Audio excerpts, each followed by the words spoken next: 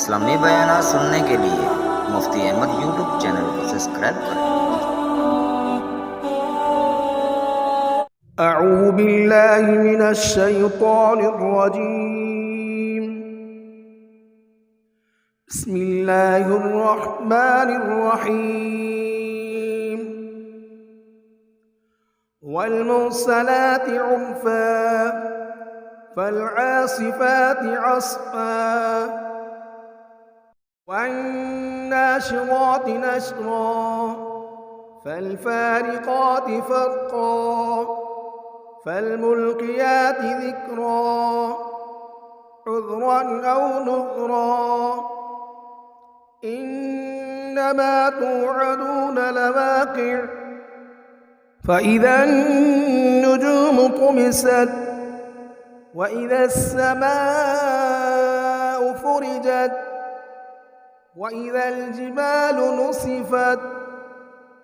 وإذا الرسل أقتت لأي يوم أجلت ليوم الفصل وما أدراك ما يوم الفصل ويل يومئذ للمكذبين ألم نهلك الأولين ثم نطبعهم الآخرين كذلك نفعل بالمجرمين ويل يومئذ للمكذبين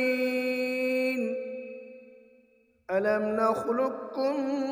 من ماء مهين فجعلناه في قرار مكين إلى قدر معلوم فقدرنا فنعم القادرون ويل يومئذ للمكذبين ألم نجعل الأرض كفاتا أحياء وأمواتا وجعلنا فيها رواسي شامخات واسقيناكم ماء فراتا ويل يومئذ للمكذبين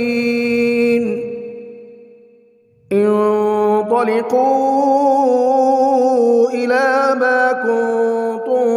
به تكذبون انطلقوا إلى ظل ذي 3 شعب لا ظليل ولا يغني من اللهب إنها ترمي بشرر كالقصر كأنه جمالة صفر ويل يومئذ للمكذبين هذا يوم لا ينطقون ولا يؤذن لهم فيعتذرون ويل يومئذ للمكذبين هذا يوم الفصل جمعناكم والأولين فإن كان لكم كيد فكيدون ويل يومئذ للمكذبين إن المتقين في ظلال وعيون